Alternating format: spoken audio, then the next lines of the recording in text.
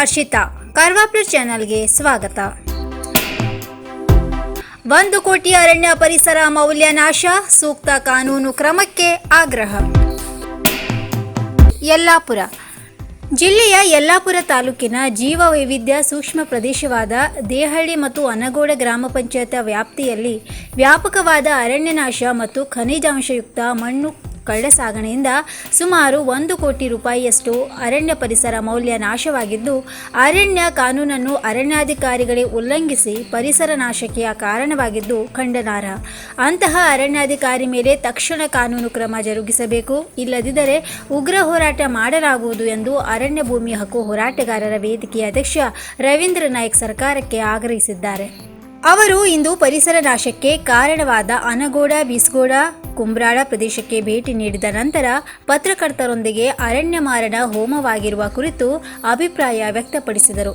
ಬಡವರು, ರೈತರು ಜೀವನಕ್ಕಾಗಿ, ವಾಸ್ತವ್ಯಕ್ಕಾಗಿ ಅರಣ್ಯ ಭೂಮಿ ಸಾಗುವಳಿ ಮಾಡುವರ ಮೇಲೆ ವಿನಾಕಾರಣ ದೌರ್ಜನ್ಯ, ಕಿರುಕುಳ ಮಾಡಿ ಹಿಂಸಿಸುವ ಅರಣ್ಯ ಇಲಾಖೆಯ ಸಿಬ್ಬಂದಿಗಳು ಇಂತಹ ಕಾನೂನುಬಾಹಿರ ಕೃತ್ಯಕ್ಕೆ ಪ್ರೇರಕವಾಗಿರುವುದು ವಿಷಾದಕರ. ನಿರಂತರ ಹಲವು ದಿನಗಳಿಂದ ಅಪಕೃತ್ಯ ಜರುಗುತ್ತಿದ್ದರೂ ಅರಣ್ಯ ಇಲಾಖೆ ಮೌನವಾಗಿರುವುದು ಖೇದಕರ ಎಂದು ಅವರು ಹೇಳಿದರು. ದೇಹಳ್ಳಿ ಗ್ರಾಮ ಪಂಚಾಯತ್ ವ್ಯಾಪ್ತಿಯ ಕುಂಬ್ರಾಳದಲ್ಲಿ 10 ರಿಂದ 50 ವರ್ಷದ ಸೀಸಂ, ನಂದಿ, ಮತ್ತಿ, ಸಾಗುವನಿ ಮುಂತಾದ ಬೆಲೆಬಾಳುವ ಮರ ಕಡಿದು ಮಣ್ಣಿನಲ್ಲಿ ಹುಗಿದು ಸಾಕ್ಷ್ಯ ನಾಶ ಮಾಡಿ ಸುಮಾರು 250 ರಿಂದ 300ಕ್ಕಿಂತ ಹೆಚ್ಚಿನ ಗಿಡಮರ ನಾಶಕ್ಕೆ ಕಾರಣವಾಗಿರುವುದು ಅರಣ್ಯಾಧಿಕಾರಿಗಳ ಕರ್ತವ್ಯ ಚ್ಯುತಿವೆಸಗಿದ್ದಾರೆ. ಸದರಿ ಪ್ರದೇಶವು ಕಾಳಿ ನದಿ ಹಿನ್ನೀರು ಪ್ರದೇಶ ಅಂಚಿನಲ್ಲಿರುವುದರಿಂದ ಭೂಕುಸಿತ, ಔಷಧಯುಕ್ತ ಸೂಕ್ಷ್ಮ ಗಿಡಗಳು, ವನ್ಯಜೀವಿಗಳಿಗೆ ಆತಂಕ, ಸಂಪ್ರದಾಯಯುಕ್ತ ಜೇನು ಅಭಿವೃದ್ಧಿಗೆ ಮಾರಕ, ವಿವಿಧ ವಿಧದಲ್ಲಿ ಜೀವ ವೈವಿಧ್ಯತೆ ನಾಶ ಮುಂತಾದ ಪರಿಸರ ಹಾನಿಕರ ಕೃತ್ಯಕ್ಕೆ ಅರಣ್ಯ ಇಲಾಖೆಯ ನಿರ್ಲಕ್ಷ್ಯತನ ಕಾರಣವೆಂದು ರವೀಂದ್ರ ನಾಯ್ಕ್ ವಿವರಿಸಿದರು. ಉತ್ತರ ಕನ್ನಡ ಜಿಲ್ಲೆಯ ಯಲ್ಲಾಪುರ ತಾಲೂಕಿನ ಆನಗೋಡ ಮತ್ತು ದೇಹಳ್ಳಿ ಗ್ರಾಮ ಪಂಚಾಯತಿ ವ್ಯಾಪ್ತಿಯಲ್ಲಿ ವ್ಯಾಪಕವಾದ ಅರಣ್ಯನಾಶ ಆಗಿರುವಂಥ ಹಿನ್ನೆಲೆಯಲ್ಲಿ ಇಂದು ಸ್ಥಳವನ್ನು ಪರಿಶೀಲನೆ ಮಾಡಲಾಯಿತು. ನಮ್ಮ ಅಂದಾಜಿನ ಪ್ರಕಾರ ಸುಮಾರು 1 ಕೋಟಿ ರೂಪಾಯಿ ಪರಿಸರ ಮೌಲ್ಯವನ್ನು ನಾಶವಾಗಿರೋದು ಕಂಡುಬರ್ತಾ ಇದೆ.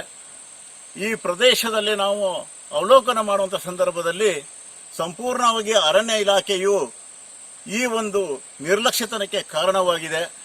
ಸುಮಾರು ನಮ್ಮ ಅಂದಾಜಿನ ಪ್ರಕಾರ 10 ವರ್ಷದಿಂದ 50 ವರ್ಷದವರೆಗೆ ಸುಮಾರು 300 ಮರಗಳನ್ನು ನಾಶವಾಗಿದೆ ಅಂತ ಹೇಳಿದ್ರೆ ತಪ್ಪಾಗಲಿಕ್ಕಿಲ್ಲ.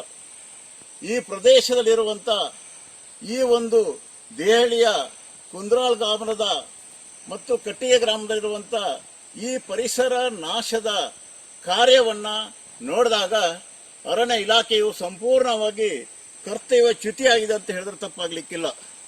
ಈ ಹಿನ್ನೆಲೆಯಲ್ಲಿ ನಾವು ಈ ಭಾಗದಲ್ಲಿ ನೋಡುತ್ತಿರುವಂಥ ಸಂದರ್ಭದಲ್ಲಿ ಅತ್ಯಂತ ಬೆಲೆ ಬಾಳುವ ಸೀಸಂ, ಸಾಗವಾನೆ, ಮತ್ತಿ ಇನ್ನಿತರ ಆರ್ಥಿಕವಾಗಿ ಬಹಳ ಅಮೂಲ್ಯವಾಗಿರುವಂಥ ಗಿಡಗಳ ಸಂಪೂರ್ಣವಾಗಿ ನಾಶಕ್ಕೆ ಈ ಅರಣ್ಯ ಇಲಾಖೆಗಳು ಕಾರಣವಾಗಿದೆ.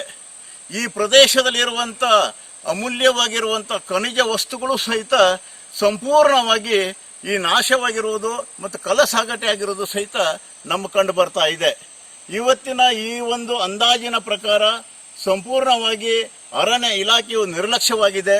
ಇವತ್ತು ಜೀವನಕ್ಕಾಗಿ, ವಾಸ್ತವ್ಯಕ್ಕಾಗಿ, ಸಾಗುವಳಿಗಾಗಿ ಬಡ ಅರಣ್ಯ ಅತಿಕ್ರಮಣದಾರರಿರ್ಬೋದು, ಅರಣ್ಯವಾಸಿಗಳಿರ್ಬೋದು, ರೈತರಿರ್ಬೋದು, ವಾಸ್ತವ್ಯದ ಇಮಾರತಿಗಾಗಲಿ ಸಾಗುವಳಿಗಾಗಿ ಅರಣ್ಯ ಭೂಮಿಯನ್ನು ಕಾನೂನುಬದ್ಧವಾಗಿ ಸಾಗುವಳಿ ಮಾಡುವಂಥ ಸಂದರ್ಭದಲ್ಲಿ ಈ ಅಧಿಕಾರಿಗಳು ಅವ್ರ ಮೇಲೆ ದೌರ್ಜನ್ಯ ಮಾಡ್ತಾರೆ, ಕಿರುಕುಳ ಮಾಡ್ತಾರೆ, ಅವ್ರಿಗೆ ಹಿಂಸೆಯನ್ನು ಕೊಡ್ತಾರೆ. ಇವತ್ತು ನಾವು ಅರಣ್ಯ ಇಲಾಖೆಗೆ ಪ್ರಶ್ನೆ ಕೇಳ್ತಾ ಇದ್ದೇವೆ.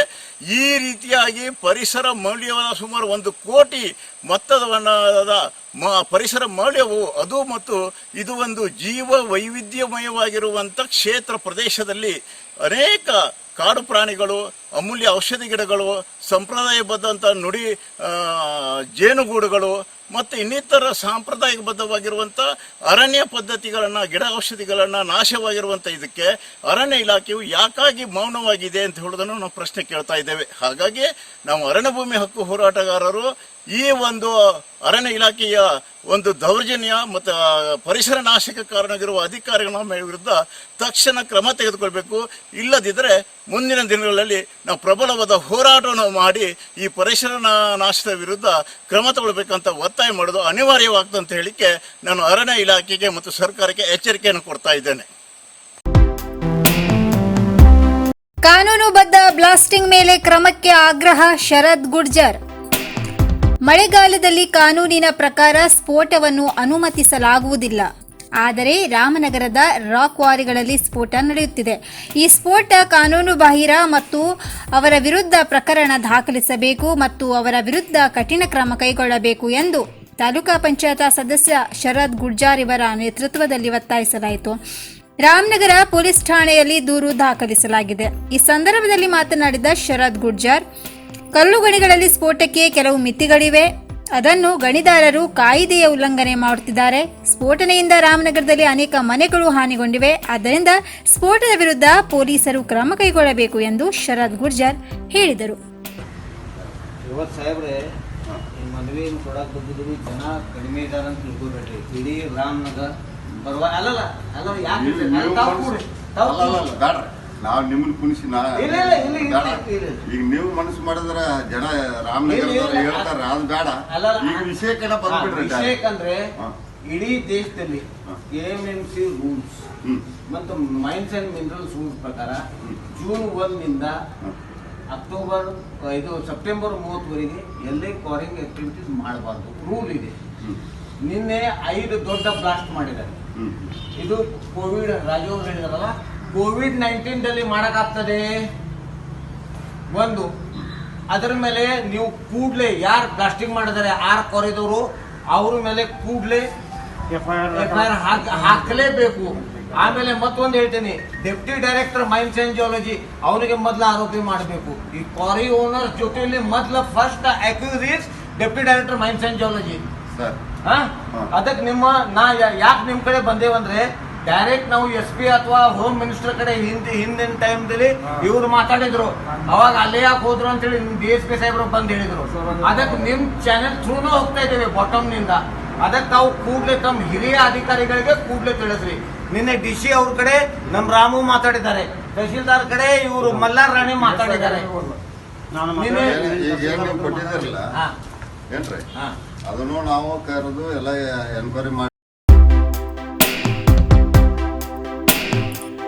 ಕೊರೋನಾದಿಂದ ಮೃತಪಟ್ಟವರಿಗೆ 1 ಲಕ್ಷ ರೂಪಾಯಿ ಪರಿಹಾರ ಘೋಷಣೆ. ಕೋವಿಡ್ ಸೋಂಕಿನಿಂದ ದುಡಿಯುವ ವ್ಯಕ್ತಿಗಳು ಮೃತಪಟ್ಟು ಅನೇಕ ಕುಟುಂಬಗಳು ಸಂಕಷ್ಟಕ್ಕೆ ಸಿಲುಕಿದೆ. ಇದನ್ನು ಮನಗಂಡು BPL ಕುಟುಂಬಗಳಲ್ಲಿ ಕೋವಿಡ್ ಸೋಂಕಿನಿಂದ ವಯಸ್ಕರು ಮೃತಪಟ್ಟಲ್ಲಿ ಆ ಕುಟುಂಬಕ್ಕೆ 1 ಲಕ್ಷ ರೂಪಾಯಿ ಪರಿಹಾರ ನೀಡಲು ತೀರ್ಮಾನಿಸಲಾಗಿದೆ. ಕುಟುಂಬಕ್ಕೆ ಒಬ್ಬ ವ್ಯಕ್ತಿಯ ಮರಣಕ್ಕೆ ಪರಿಹಾರ ವಿತರಿಸಲಾಗುವುದು ಎಂದು ಸನ್ಮಾನ್ಯ ಮುಖ್ಯಮಂತ್ರಿಗಳಾದ ಶ್ರೀ BS ಯಡಿಯೂರಪ್ಪರವರು ಘೋಷಿಸಿದ್ದಾರೆ. ಹಲವಾರು ಕುಟುಂಬಗಳು ಸಂಕಷ್ಟಕ್ಕೀಡಾಗಿದ್ದಾವೆ. ಅನೇಕ ಕುಟುಂಬಗಳು ಬೀದಿ ಪಾಲಾಗಿದೆ.